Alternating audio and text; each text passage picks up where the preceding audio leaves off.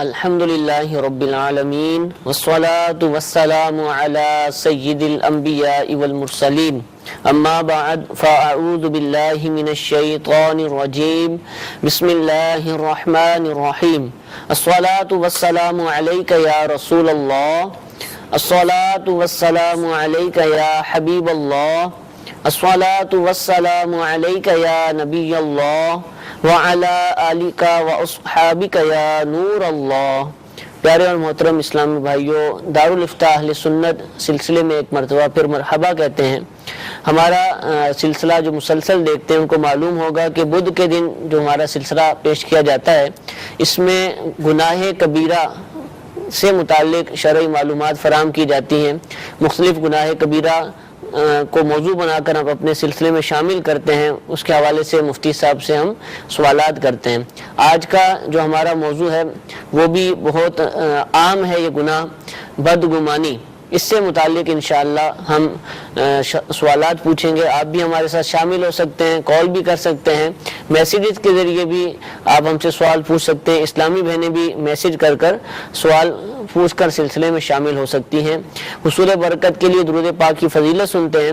نبی کریم صلی اللہ تعالی علیہ وسلم نے ارشاد فرمایا، جو کوئی شخص مجھ پر 10 مرتبہ درود پاک پڑھے اللہ تعالیٰ اس پر 100 رحمتیں نازل فرماتا ہے۔ صلو علی الحبیب صلی اللہ تعالی علی محمد صلی اللہ تعالی علیہ وآلہ وسلم۔ گناہ کبیرہ میں سے آج جو ہمارا موضوع ہے بدگمانی ہے۔ لفظ بولتے تو ہیں اور اس کا استعمال بھی کیا جاتا ہے، لیکن اس کی حقیقی تعریف کیا ہے، شرعی طور پر اس سے مراد کیا ہے کہ جو مذموم ہے جس کو گناہ کبیرہ کہا جا سکے؟ الحمدللہ رب العالمین والصلاة والسلام علی سید الانبیاء والمرسلین اما بعد فاعوذ باللہ من الشیطان الرجیم بسم اللہ الرحمن الرحیم۔ دیکھیں، گمان اور بدگمانی تو عربی زبان میں تو اس کو سوء ظن بولتے ہیں۔ سو یعنی برا اور ظن مانے گمان، تو اردو میں اس کو بدگمانی کہا جاتا ہے۔ تو گمان دل کے خیال کو بولتے ہیں کہ دل میں کسی طرح کا کوئی خیال آیا، اس کی قسم ایک گمان کہلاتی ہے، اور بد برے کو بولتے ہیں۔ تو برا خیال دل کے اندر پیدا ہونا یا دل کے اندر کسی کا برا خیال جمانا، یہ بدگمانی لفظی اعتبار سے کہلاتا ہے۔ اور شرعی اعتبار سے بدگمانی جس کو گناہ کہا جاتا ہے، اس سے مراد یہ ہے کہ بلا دلیل یعنی بغیر کسی دلیل کے کسی دوسرے کے بارے میں دل کے اندر یہ یقین کر لینا کہ یہ شخص برا ہے یا اس کے اندر فلاں برائی ہے، یعنی کسی دوسرے کے برے ہونے کا دل میں پختہ اعتقاد ہو جائے، اعتقاد جازم جس کو بولتے ہیں، اور کسی دلیل کے بغیر دلیل کوئی نہ ہو، تو اس صورت میں اس کو بدگمانی کہا جاتا ہے۔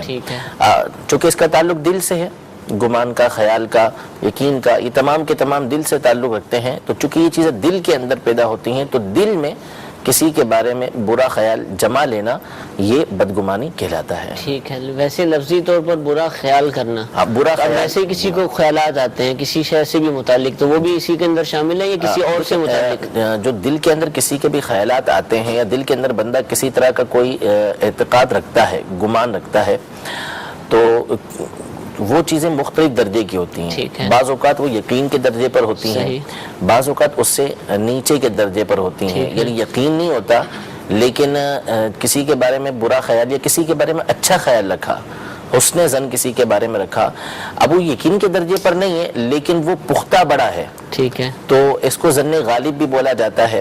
اسی طرح کسی کے بارے میں اچھا یا برا خیال رکھنا، یہ دل کے اندر جب یہ بات ہوتی ہے تو اس کو گمان بھی کہتے ہیں، اس کو خیال بھی بولتے ہیں، مختلف اس کو نام دیے جاتے ہیں۔ یہاں پر جو مشہور نام ہے وہ ظن کے اعتبار سے اس کا نام گمان ہے، کسی کے بارے میں برا خیال رکھنا۔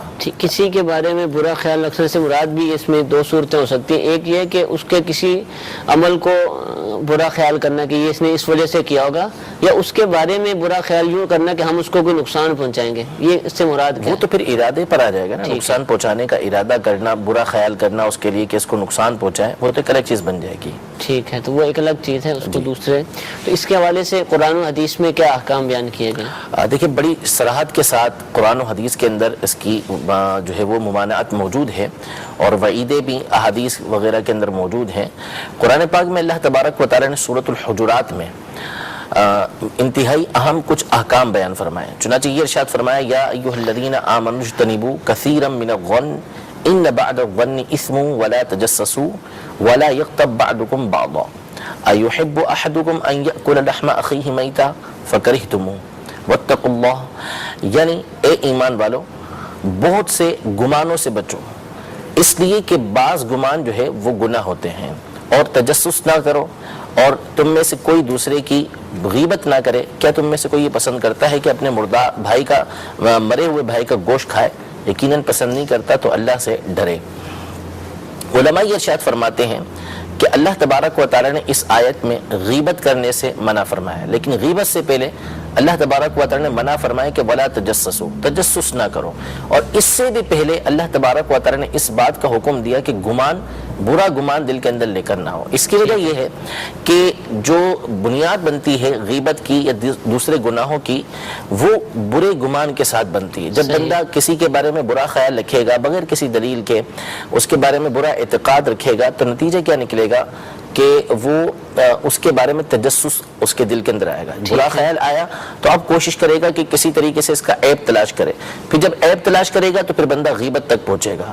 یوں ابتدا میں ہی ہماری شریعت مطہرہ نے اگلے درجے تک پہنچنے سے روک دیا کہ تم کسی کے بارے میں برا گمان کرو ہی مت، دل کے اندر کسی کے بارے میں برا اعتقاد رکھو ہی مت. جب تم برا اعتقاد نہیں رکھو گے تو نتیجہ یہ نکلے گا کہ تجسس کے اندر نہیں پڑو گے. جب تجسس میں نہیں پڑو گے تو پھر غیبت کے اندر نہیں پڑو گے. لیکن اگر برا گمان جو ہے وہ دل کے اندر لے آئے تو نتیجہ یہ نکلے گا کہ تم جو ہے وہ تجسس میں پڑو گے، اور تجسس میں پڑو گے تو پھر تم غیبت کی طرف چلے جاؤ گے. تو اس آیت کے اندر اللہ تبارک و تعالیٰ نے واضح الفاظ میں یہ ارشاد فرما دیا کہ بعض گمان جو ہوتے ہیں وہ گناہ ہوتے ہیں. جب وہ گناہ ہے تو پھر اس کا مطلب ہے کہ اللہ تبارک و تعالیٰ کی نافرمانی ہے، اور اللہ تبارک و تعالیٰ کی نافرمانی جو ہے وہ جہنم میں لے جانے والے کاموں میں سے ایک کام ہے.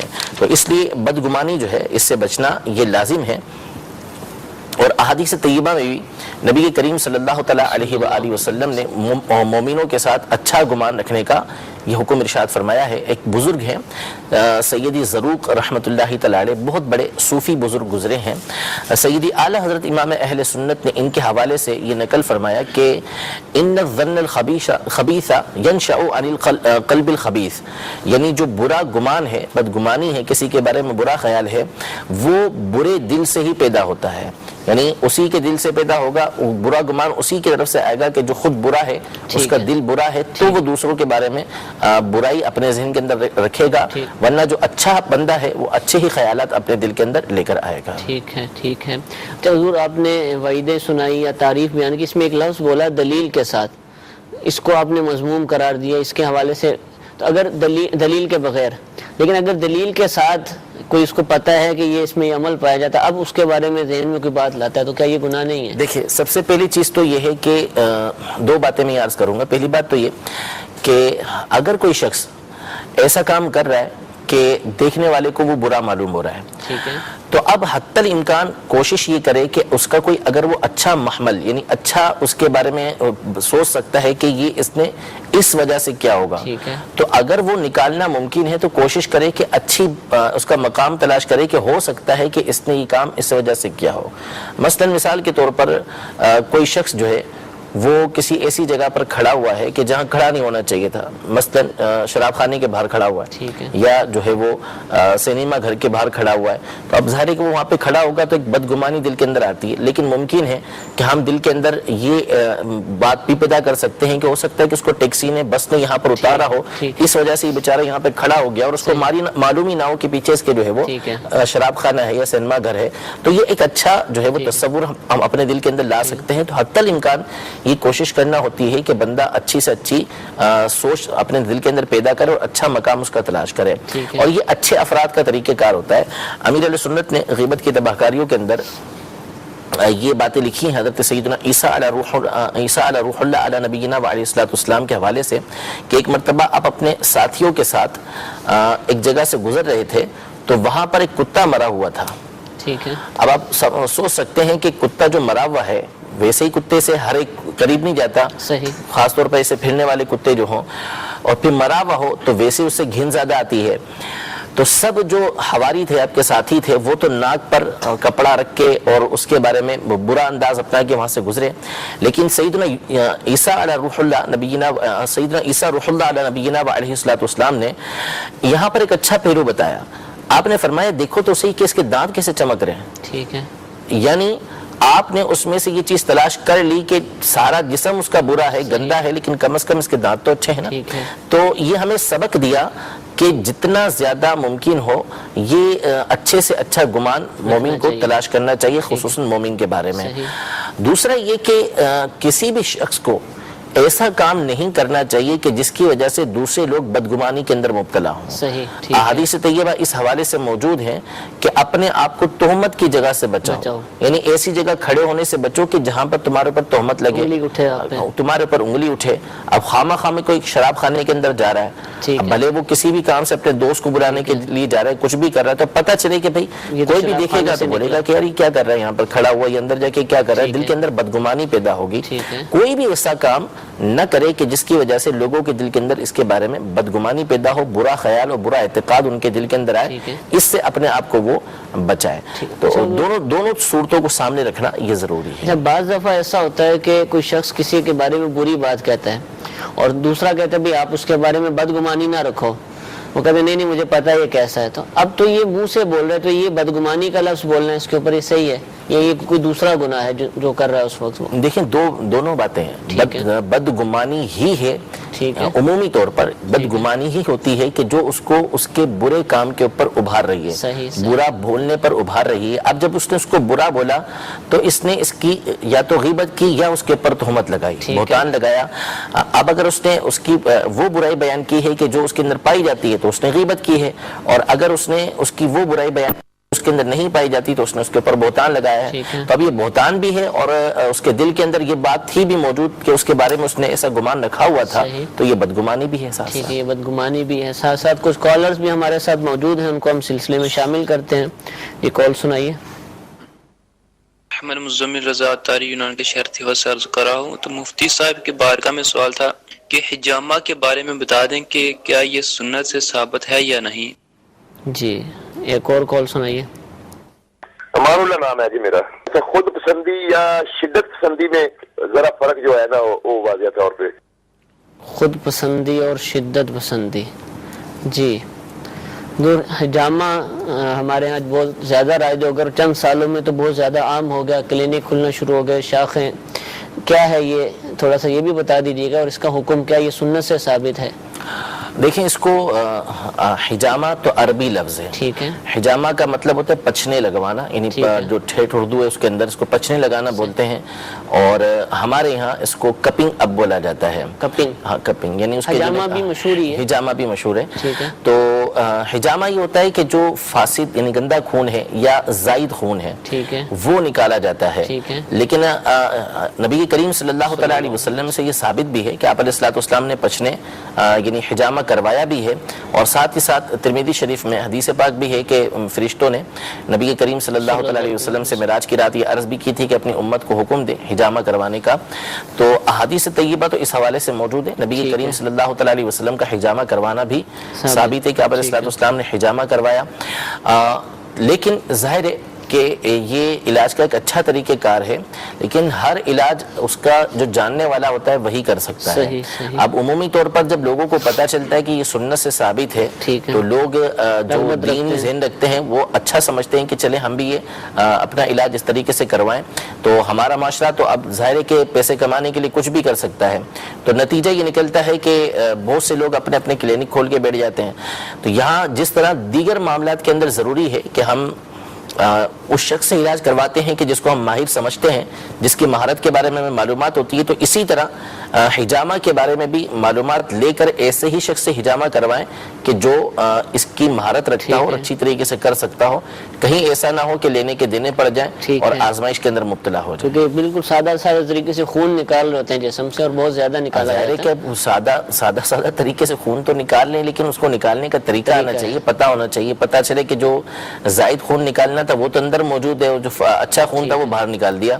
تو ایسا نہ ہو، اس لیے پہلے معلومات لیں اچھی طریقے سے کہ کہاں یہ اس کے ماہر لوگ بیٹھے ہیں، پھر اس کے بعد جو ہے وہاں پہ حجامہ. اسلامی بہنیں بھی کروا سکتی ہیں؟ جی بالکل کروا سکتی ہیں، اسلامی بہنوں ہی سے کروا سکتی ہیں.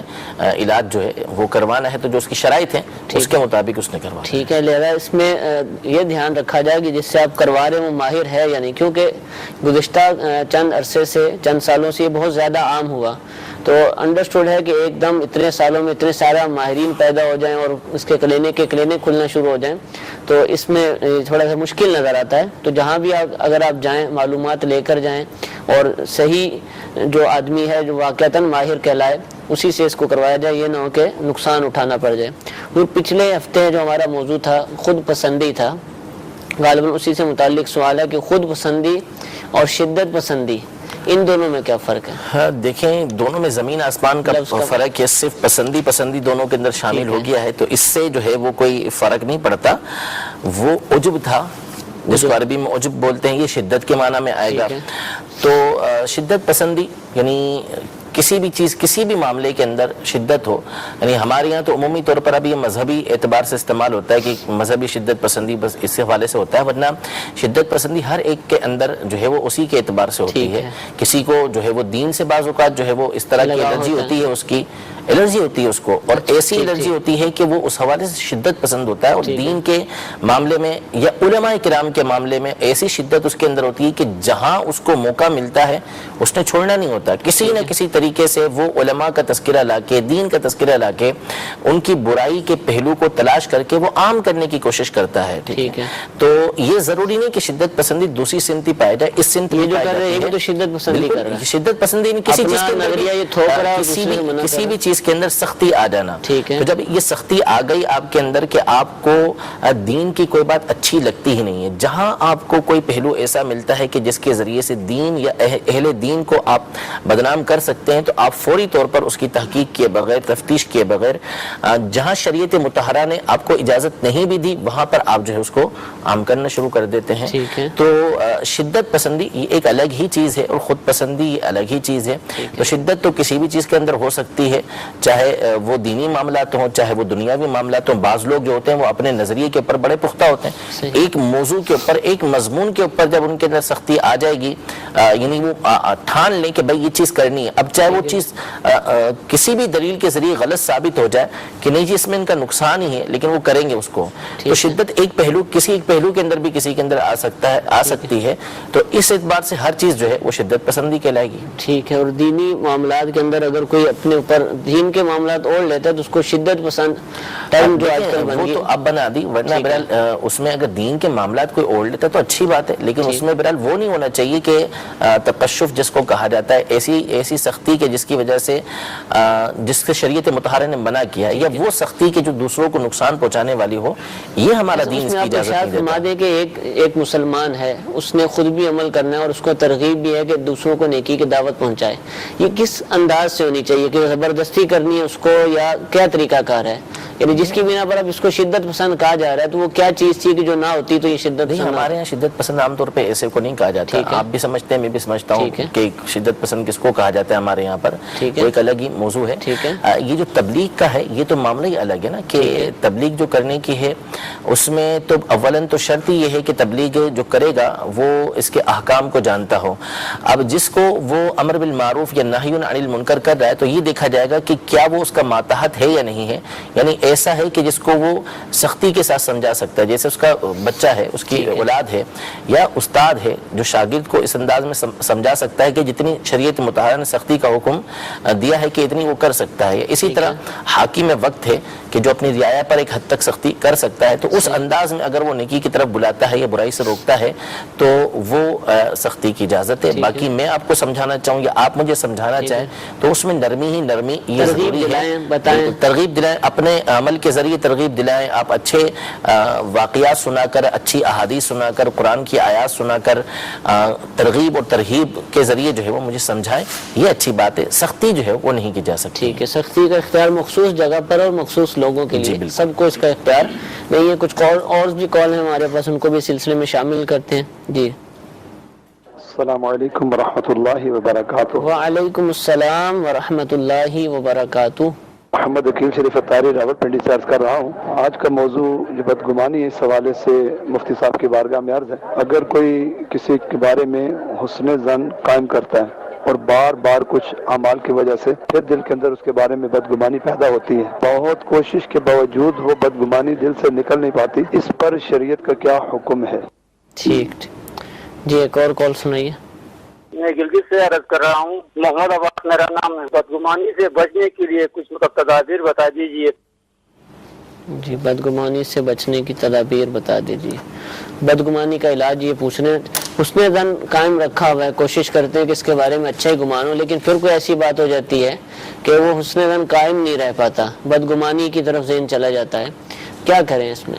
دیکھیں، جو بدگمانی کا حکم ہے ٹھیک ہے، وہ یہ ہے کہ دیکھیں بندے کو دل پر اختیار نہیں ہے، ٹھیک ہے، دل پر اختیار اسے حاصل نہیں ہے۔ صحیح۔ تو اب اگر کسی کے بارے میں برا خیال آیا تو برے خیال کو روکنے کے اوپر بندہ قادر نہیں ہے، تو اب ہم اس کو کہیں کہ اس کے دل میں کسی کے بارے میں برا خیال آیا اور یہ گناہگار ہو گیا تو یہ اس کی طاقت سے باہر ہے۔ قرآن مجید میں اللہ تبارک و تعالیٰ نے واضح الفاظ میں یہ ارشاد فرمایا کہ لا یکلف اللہ نفسا الا وسعها، کہ اللہ تبارک و تعالیٰ کسی بھی جان کو اس کی طاقت سے زیادہ مکلف نہیں بناتا۔ اب دل پر اختیار ہی نہیں ہے تو ہم یہ کیسے کہیں گے کہ وہ گناہگار؟ ایک آدمی بار بار سینما سے آتا ہے اور آپ کیسے گمان کریں گے کہ یہ وہاں کس کے لیے گیا؟ وہاں تو بہرحال ایک دلیل موجود ہے جس کی بنیاد پر دل کے اندر ہی خیال آ رہا ہے۔ اب وہ ایک بندہ ہے کہ سامنے بیٹھا ہوا ہے، میرے سامنے بیٹھا ہے، تو اب یہ میرے دل کے اندر اچانک خیال آ جاتا ہے کہ یار یہ تو جو ہے نا صحیح بندہ نہیں ہے، یہ یہاں پر بیٹھا ہوا ہے، پتہ نہیں میری کیا برائی دیکھنا چاہ رہا ہے۔ اب یہ دل کے اندر میرے خیال آیا لیکن میں نے اس کو جھٹک دیا،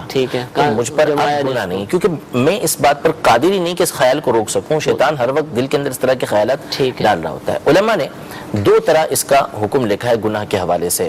ایک امام غزالی رحمۃ اللہ تعالی علیہ نے یہ حکم ارشاد فرمایا کہ کسی کے بارے میں برا خیال آئے اور اب اس کو بندہ دل کے اندر جما لے، ٹھیک ہے، کہ بھائی میرا آپ کے بارے میں یہ خیال ہے کہ آپ میرے خیر خواہ نہیں ہیں، آپ کو جب موقع ملتا ہے آپ میری کاٹ کر دیتے ہیں، آپ پیچھے سے میرے بارے میں کچھ نہ کچھ برائی کی کوشش کرتے ہیں۔ یہ میرے دل میں خیال آیا، اب مجھے چاہیے یہ تھا کہ میں لا حول پڑھ کے اس کو دور کرتا، لیکن میں نے اپنے دل کے اندر جما لیا کہ نہیں جی یہ بندہ جو ہے میرا خیر خواہ نہیں ہے، میرا بدخواہ ہے، اور یہ دل کے اندر ایسا جم گیا کہ اب اگر آپ کی بھلائی والی کوئی بات ہوگی تو مجھے برا لگے گا کہ یار اس کو کیوں ایسی چیز مل رہی ہے، اب یہ چیزیں میری، اور میں آپ کی خیر خواہی کی فکر چھوڑ دوں گا، آپ کی اچھائی کے لیے کوشش نہیں کروں گا۔ تو یہ جو دل کے اندر اس طرح کے خیالات جم گئے نا، یہ بدگمانی جو ہے اس کے اوپر بندے کی پکڑ ہوگی، یہ حرام ہے۔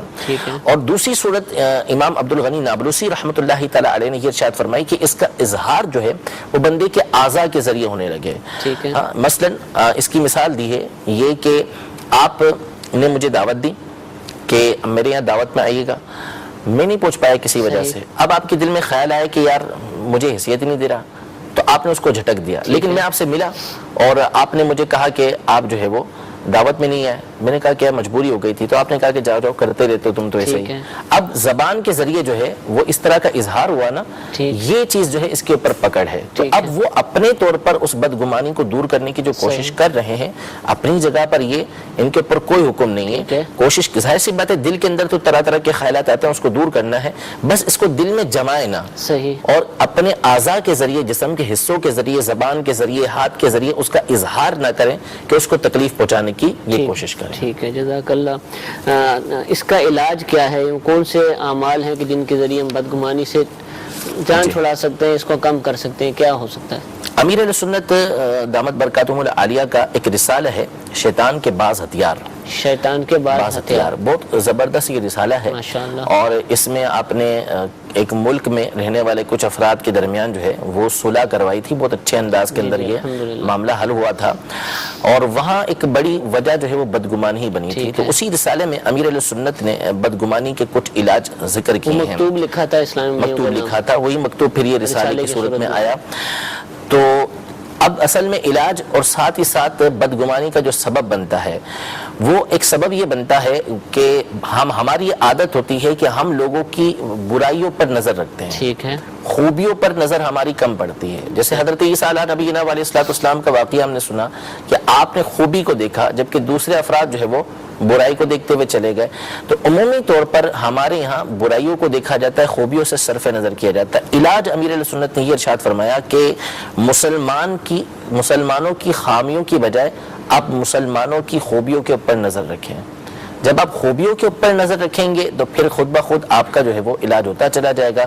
کسی کے بارے میں برا خیال آیا کہ یار یہ صحیح نہیں ہے, تو آپ فوری طور پر جو ہے اس کی خوبی کو تلاش کریں کہ یار ذہین و فطین ہے, محنت کرتا ہے, کوشش کرتا ہے, اپنی محنت و کوشش کی وجہ سے یہ آگے بڑھ رہا ہے. تو یہ اس طرح اس کی آپ نے خوبی کو دیکھا. جب آپ خوبی کو دیکھیں گے تو بدگمانی کا علاج یہ خود بخود ہوتا چلا جائے گا. دوسرا یہ کہ بدگمانی سے توجہ ہٹا دیجئے. جیسا کہ میں نے عرض کیا کہ خیالات کے اوپر بندے کا قابو نہیں ہے, خیالات آئیں گے, آپ اس کے اوپر توجہ نہ دیجئے. مثلا کسی اسلامی بھائی کو نعت سن کر روتا ہوا دیکھا کہ نعت میں رو رہا ہے, دل میں خیال ہے کہ ریاکاری کر رہا ہے, آپ فوراً توجہ ہٹا دیجئے اور اپنی توجہ دوسری طرف لے جائیے. نعتیہ اشعار کے اوپر آپ توجہ دیجئے اور اپنے بارے میں سوچیں, اپنے بارے میں سوچنا شروع کر دیں کہ مجھے رونا کیوں نہیں آ رہا. جب اس طرح کریں گے تو انشاءاللہ اس سے بھی جو ہے وہ یہ بدگمانی دور ہو جائے گی. اسی طرح ایک علاج یہ ارشاد فرمایا کہ بری صحبت سے بندہ دور رہے. کیونکہ بعض لوگوں کی یہ عادت ہوتی ہے کہ وہ ہر ایک کے بارے میں کوئی نہ کوئی برائی تلاش کرتے رہتے ہیں. یعنی ان کے سامنے کوئی اچھی بات بھی کہی جائے گی تو وہ کوشش کریں گے کہ اس میں سے کوئی نہ کوئی برائی تلاش کر لیں. سنن ابن ماجہ اور مسند احمد میں سیدنا ابو ہریرہ رضی اللہ تعالی عنہ سے حدیث پاک مروی ہے, نبی کریم صلی اللہ تعالی علیہ وسلم نے ارشاد فرمایا کہ جو کوئی اچھی بات سنتا ہے اور اچھی بات سن کر اس میں سے برائی کا پہلو نکالتا ہے. کسی اچھے اجتماع میں آیا یا کسی شخص کے سامنے بیٹھا, وہ اچھی گفتگو کر رہا ہے, اچھی بات سن کر اس میں سے برائی کا پہلو نکال رہا ہے. فرمایا کہ اس شخص کی مثال ایسی ہے کہ یہ کسی بکری کے ریوڑ کے پاس سے گزرا, بکریوں کے ریوڑ کے پاس سے گزرا, وہاں پہ بکریوں کا مالک چرواہا موجود تھا, تو اس سے کہا کہ مجھے آپ اس میں سے ایک بکری دے دیں. چرواہے نے کہا کہ جو اچھی بکری آپ کو لگتی ہے لے لیں. اب کیا ہے کہ اس کو ایک اچھی بات کا اختیار ملا کہ اس میں سے جو چاہے وہ بکری لے لے. یہ حضور علیہ السلام مثال بیان فرما رہے ہیں کہ اچھی بات سن کر برائی کو لینے والا. اب اچھی بات کیا حاصل ہوئی کہ اس میں سے جو بکری چاہیے وہ لے لو, حاصل کر لو.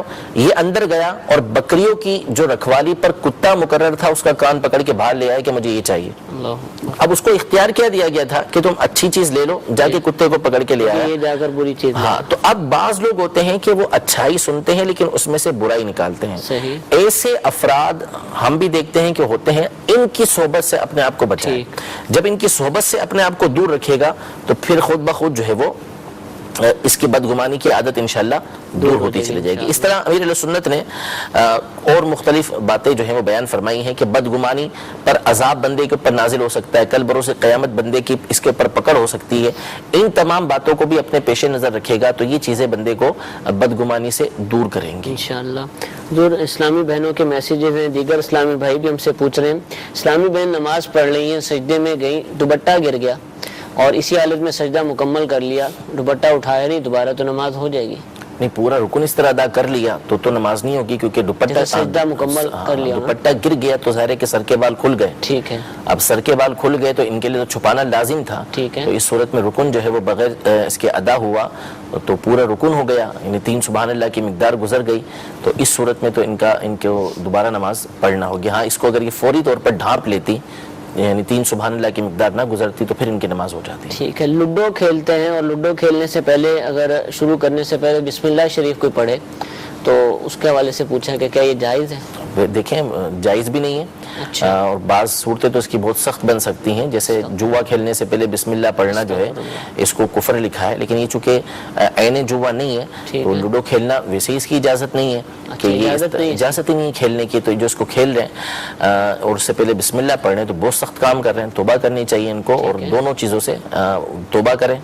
بسم اللہ جو پڑھی ہے اس سے پہلے اس سے بھی توبہ کرے, اور یہ کھیل جو کھیلا ہے اس نے اس سے بھی توبہ کرے. ٹھیک ہے, یعنی فضول کام ہے اس کا, اس کی فضول اور بندے کو جو ہے وہ اللہ تبارک و تعالیٰ کی یاد سے غافل کرنے والا کام. اللہ تعالیٰ محفوظ فرمائے. ایک اور سوال پوچھا گیا میسج کے ذریعے کہ گناہ کبیرہ کیا توبہ سے معاف ہو جاتے ہیں؟ ہمارے موضوع سے متعلق سوال ہے. جی, گناہ کبیرہ دیکھیں توبہ سے معاف تو ہوتے ہیں لیکن توبہ کی جو شرائط ہیں وہ مختلف ہیں.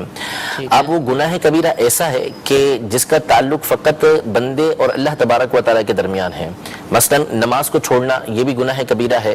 اب اگر اللہ تبارک و تعالیٰ اور بندے کے درمیان ہے تو اس صورت میں تو اس پر جو اظہار ہے اللہ تبارک و تعالیٰ کی بارگاہ میں وہ کیا کہ یہ گناہ مجھ سے ہوا ہے، پچھلے گناہ پر وہ نادم ہے اور آئندہ نہ کرنے کا پختہ ارادہ ہے، تو اس صورت میں یہ گناہ کبیرہ معاف ہو جائے گا۔ لیکن جس گناہ کا تدارک ہوگا کہ اس کا بدلہ بھی دینا ہے، جیسے نماز چھوڑی ہے تو اس کی قضا کرنی ہے، روزہ چھوڑا ہے تو اس کی قضا کرنی ہے، یہ بھی ساتھ ساتھ ضروری ہے۔ اور اگر اس گناہ کبیرہ کا تعلق بندے کے ساتھ ہے تو توبہ کے اندر یہ بھی ضروری ہے کہ وہ بندے سے معافی بھی مانگے گا اور اس کا جو گناہ، اس کا جو نقصان اس نے کیا ہے اس نقصان کو بھی وہ پورا کرے گا۔ مثلا کسی کو تھپڑ مار دیا تو اب اس سے معافی بھی مانگے گا، اور اگر وہ بندہ کہتا ہے کہ نہیں اس کا میں بدلہ لوں گا تو اس کو بدلہ بھی دینا ہوگا۔ یہ کسی کا مال دبا لیا اور مال دبانے کے بعد اب اس سے معافی مانگتا ہے تو معاف اگر وہ کر دیتا ہے تو یعنی وہ جس کو تکلیف پہنچی ہے وہ معاف کرتا ہے، ساتھ ہی ساتھ اگر وہ رقم کا مطالبہ کرتا ہے کہ میرا جو مال آپ نے دبایا ہے وہ مجھے واپس کریں تو وہ واپس کرنا ہوگا، اسی کے ذریعے توبہ مکمل ہوگی۔ تو گناہ کبیرہ توبہ سے معاف ہو جاتے ہیں، لیکن جو توبہ کی شرائط ہیں اس کو پورا کرنا ضروری ہے، وہ ادا کرنے ہوں گے، ضروری ہے۔ جیسے نماز نہیں پڑھی تھی تو نماز پڑھنی ہوگی، ادا کرنا ضروری ہے۔ ٹھیک ہے۔ ایک سوال پوچھا گیا کہ ہمیں کسی کے شر کا اندیشہ ہے کہ یہ ہمیں نقصان پہنچا سکتا ہے اور اس وجہ سے اس کے بارے میں ذہن میں کوئی بات آتی ہے، تو کیا یہ بھی بدگمانی کہلائے گی؟ دیکھیں نقصان پہنچا سکتا ہے تو اس سے تدارک کی کوشش کی جائے گی، بچنے کی کوشش کی جائے گی، تو اس میں تو بدگمانی نہیں ہے، لیکن ظاہر ہے کہ اب یہ بطور وسوسہ نہ ہو، واقعی اس کی طرف سے ایسے کوئی معاملات پیش آ رہے ہوں کہ جس کی وجہ سے یہ اندیشہ ہو کہ نقصان پہنچا سکتا ہے، تو اس کا طریقہ کار یہ ہے کہ اپنے آپ کو اس سے بچانے کی کوشش کرے، بس اتنا ہو سکتا ہے۔ ٹھیک ہے، بچانے کی کوشش کرے۔ ایک کال اپنے سلسلے میں شامل کرتے ہیں، جی سنائیے۔ آج کا جو موضوع چل رہا ہے وہ ماشاءاللہ بہت اچھا ہے، بدگمانی کا۔ میرا سوال یہ ہے کہ اگر ہم کسی دکاندار سے کچھ سودا سلف خریدتے ہیں اور وہ ادھار میں رقم زائد لکھتا ہے اور ہمارے دل میں بدگمانی پیدا ہوتی ہے کہ وہ ہم سے پیسے زائد لے رہا ہے، تو کیا یہ بدگمانی ہی ہے یا کوئی اور اس کا حکم ہے؟ جی حضور، ادھار لے رہے ہیں اور وہ زیادہ لکھ رہا ہے تو کیا یہ بدگمانی کر رہے ہیں ہم اس سے؟ یہ اس کے بارے میں سوچنا کہ ہم سے زیادہ پیسے اس نے بٹور لیے تو یہ بدگمانی کہلائے گا؟ کیا کہلائے گا؟ نہیں، ظاہر سی بات ہے راضی ہے اس پہ لینے پر، نہیں بدگمانی کیوں کہلائے گا؟ یعنی مسئلہ یہ ہے کہ بھائی ایک چیز آپ خریدنے کے لیے گئے، کچھ چیزیں ہوتی ہیں اس میں آپ کسی کے بارے میں اس طرح کا خیال رکھ سکتے ہیں، جیسے استاد ہے، اب استاد اپنے شاگرد کے بارے میں اگر ایسی سوچ رکھتا ہے کہ یار یہ کل پڑھ کے نہیں آیا ہوگا، ٹھیک ہے، تو اب ویسے آپ کسی اور کے بارے میں خیال رکھیں گے تو یہ بدگمانی کہلائے گی کہ پڑھتا نہیں ہے رات کو۔ لیکن اب استاد اگر اس نے ظن رکھنے لگ جائے طلباء کے ساتھ کہ جی ٹھیک ہے یہ سارے رات کو پڑھتے ہوں گے، مطالعہ کرتے ہوں گے، تو یہ تو پھر کمزوری ہوگی۔ تو یہاں پر اگر وہ اس کے بارے میں برا خیال یعنی یوں رکھتا ہے کہ یہ پڑھا نہیں ہوگا، اس وجہ سے ان سے تفتیش کرتا ہے، تو اس کے اوپر پکڑ نہیں ہے۔ ماں باپ ہیں، اولاد کے بارے میں یہ خیال رکھتے ہیں کہ کہیں بری صحبت کے اندر نہ پڑ گیا ہو تو اس کی چھان پھٹک کرتے رہتے ہیں، تو اس کو بدگمانی نہیں کہا جاتا۔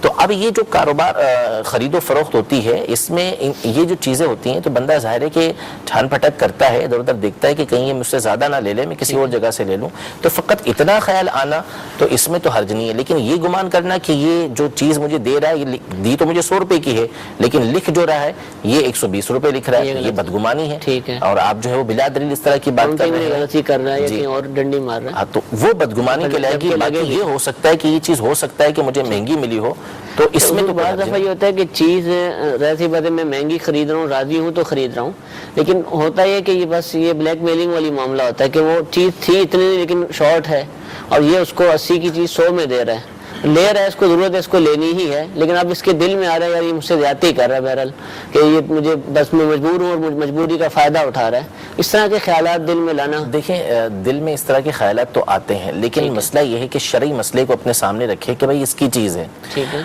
میں نے پہلے جیسے عرض کیا کہ دو پہلو ہوتے ہیں کہ ایک کرنے والا اور ایک جو سامنے والا ہے، اس دونوں کو دیکھا جاتا ہے۔ وہ جو کر رہا ہے وہ اس کا فعل ہے، ٹھیک ہے، وہ چیز مہنگی بیچ رہا ہے اور مسلمانوں کے جو اپنا وہ آزمائش میں ہے یا پریشانی میں ہے کہ وہاں پہ تنگی ہے, وہ چیز مل نہیں رہی, اس وجہ سے وہ فائدہ اٹھا رہا ہے, مجبوری سے فائدہ اٹھا رہا ہے, تو وہ غلط کر رہا ہے, وہ اس کا فعل ہے, لیکن وہ چیز اس کی ہے. اب اس کی مرضی ہے کہ وہ 80 کی 100 کی دے یا 80 کی 200 روپے کی دے. آپ کو لینا ہے آپ لیں, آپ کو نہیں لینا نہ لیں, اس کی مرضی ہے.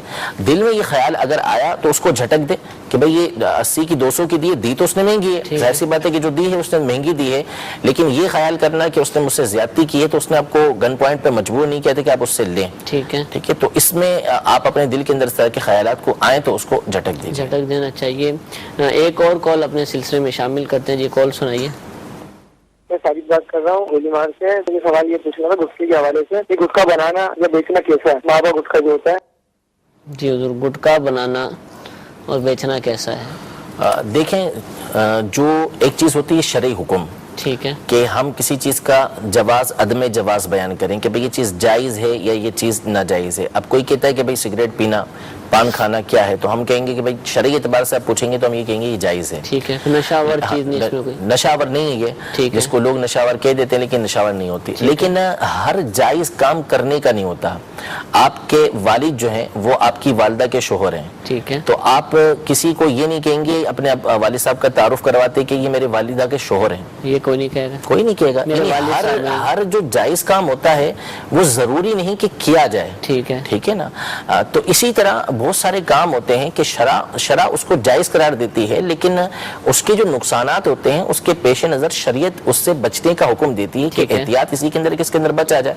اب یہ گٹکا کھانا یا گٹکا بنانا, اب اس کو ہم شرعی اعتبار سے کہیں گے تو یہ کہیں گے کہ ٹھیک ہے کھانا جائز ہے, بیچنا جائز ہے, لیکن اس کے جو نقصانات ہیں وہ ہر عاقل کے اوپر, ہر سمجھدار کے اوپر جو ہے وہ ظاہر ہے, کسی پر مخفی نہیں ہے کہ اس کے کتنے نقصانات ہوتے ہیں. اس کے ذریعے کینسر کا پھیلنا یہ عام ہے, منہ سڑ جاتا ہے, دانت سڑ جاتے ہیں, پیسہ اس کے اندر ضائع ہو رہا ہوتا ہے, طرح طرح کے جو ہے وہ نقصانات اس کے ایسے ہیں کہ جو چھپے ہوئے نہیں ہیں. امیر علیہ سنت نے پان گٹکے کے جو نقصانات نامی رسالہ لکھا ہے اس میں اس کی وضاحت بھی کی گئی ہے. تو شرعی اعتبار سے جب ہم حکم دیں گے تو یہ کہیں گے کہ یہ جائز ہے, لیکن اگر آپ پوچھیں گے یہ کہ کرنا چاہیے نہیں کرنا چاہیے تو ہم آپ کی اپنی ذات کے لیے اور مسلمانوں کے لیے آپ کو یہی کہیں گے کہ یہ کام نہ کرنا چاہیے, نہ ایسی چیزیں کھانی چاہیے, کیونکہ جب آپ یہ کام کریں گے تو ہو سکتا ہے کہ آپ کے اس کام کی وجہ سے کوئی اس لت میں پڑے اور وہ برائی کے اندر مبتلا ہو, اور کوئی بعید نہیں کہ اللہ تبارک و تعالیٰ اسی بات کے اوپر کل بروز قیامت آپ کی پکڑ فرما لے. تو ایسے نقصان دہ چیزوں سے بچنا چاہیے کہ یہ وہ چیزیں ہیں کہ جو معاشرے کے اندر طرح طرح کی برائیاں پیدا کرتی ہیں. اور حضور اس میں یہ ہے کہ پوری دنیا کا یا پورے پاکستان کا علم تو نہیں, البتہ سندھ جو صوبہ سندھ ہے پاکستان کا, بالخصوص باب المدینہ, حیدرآباد وغیرہ, یہاں قانونی طور پر یہ منع ہے, گورنمنٹ کی طرف سے پابندی ہے اس کو بنانے بیچنے کے اوپر. اس کے نقصان ہی کے پیش نظر ایسا کیا ہوگا, یہاں تک کہ جب کمپین چلتی ہے تو اٹھا کے بھی لے جاتے ہیں, چھاپے بھی پڑتے ہیں, گرفتاریاں بھی ہوتی ہیں ان کے بنانے والوں پر, بیچنے والوں پر. تو اس پہلو پر اگر دیکھا جائے تو آپ ایسا ہے, قانونی پابندی ہے تو پھر تو ظاہر ہے کہ اس کی اجازت ہی ہے. آئے دن اس کے اوپر نوٹس آتے ہیں اور پتہ چلتا ہے کہ دوبارہ ایکشن لیا, آپریشن شروع ہو گیا, اور جتنا گٹکا بنانے والے ہیں ہر وہ قانون کے جو شریعت مطہرہ سے نہ ٹکرائے اس کی پیروی کرنا ضروری ہے. تو یہ قانون شریعت سے نہیں ٹکراتا, شریعت تو ایسے قانون کی جو ہے وہ پذیرائی کرتی ہے کہ ٹھیک ہے اچھا قانون ہے, یہ ہونا چاہیے, تو اب اس پر عمل کرنا ہوگا. اگر واقعی قانون کی طرف سے پابندی بالکل منع ہوگا کہ آپ اس کو بیچ نہیں سکتے. اس میں ایک اور بھی بتایا جا رہا ہے کہ اس میں کنفرم نہیں ہے, سننے میں آیا ہے کہ اس میں خون وغیرہ بھی ملایا جاتا ہے. مرتبہ امیر علیہ سنت نے بیان فرمایا ٹھیک ہے کہ امیر علیہ سنت کو باقاعدہ شخص نے جو ہے جو جانتا ہے اس چیزوں کو, اس نے خود بتایا کہ بہت سارے ایسے ہوتے ہیں کہ اس کے اندر خون ملایا جاتا ہے. اب یہ پان کے حوالے سے خود امیر علیہ سنت نے لکھا بھی کہ اس میں کتھا جو ہوتا ہے, کتھے کی پاکستان کے اندر غالباً پیداوار نہیں ہے, تو اب یہ کتھا جو ہے اس میں ایک بڑی تعداد کے اندر ایسا ہوتا ہے کہ چمڑا رنگنے والا جو رنگ ہوتا ہے وہ اس کے اندر شامل کر دیا جاتا ہے. تو اب یہ چیزیں اصل میں مسئلہ یہ ہے کہ ہم لوگ جو انسان ہیں وہ عجلت پسند ہے, جلد بازی کرتا ہے. یعنی بہت ساری چیزیں ایسی ہوتی ہیں کہ اس کے نقصانات ہمارے سامنے بالکل واضح ہوتے ہیں. کولڈ ڈرنک کے نقصانات کیا نہیں ہیں, بہت سارے نقصانات ہیں, میرے سنت نے لکھے بھی, لیکن چونکہ وقتی طور پر اس سے بڑا فائدہ اور مزہ حاصل ہوتا ہے, لطف حاصل ہو رہا ہوتا ہے, اس لیے ہم اس کو کھائے جا رہے ہیں, پیے جا رہے ہیں, یہ سلسلہ ہمارے ساتھ ہوتا ہے. لیکن جب آہستہ آہستہ اس کے نقصانات ہمارے سامنے آتے ہیں تو پھر ہمیں پتہ چلتا ہے. لیکن سمجھدار آدمی, عقل مند آدمی, جب اس کے ذہن کے اندر ایک بات بیٹھ جاتی ہے نا کہ اس کے نقصانات بہت خطرناک ہیں اور مستقبل میں جا کے مجھے اس کا بہت بھیانک منہ دیکھنا پڑے گا, تو پھر وہ اس سے گریز کرنا شروع کر دیتا ہے. جزاک اللہ. میٹھے میٹھے اسلام بھائی، ہمارے سلسلے کا وقت ختم ہوا. بدگمانی آج کا موضوع تھا. اس موضوع سے متعلق اگر آپ معلومات حاصل کرنا چاہیں تو امیر اہل سنت کا رسالہ شیطان کے 4 ہتھیار، بعض ہتھیار اور بدگمانی نام کا الحمدللہ المدینہ العلمیہ کی جانب سے رسالہ بھی شائع کیا گیا. بہت ہی پیارے انداز میں اس میں معلومات فراہم کی گئی ہیں. ان دونوں رسالوں کو آپ پڑھ سکتے ہیں. اللہ تعالیٰ ہم سب کو عمل کی توفیق عطا فرمائے. آمین بجاہ النبی الامین. صلو علی الحبیب صلی اللہ تعالی علی محمد صلی اللہ علیہ وسلم.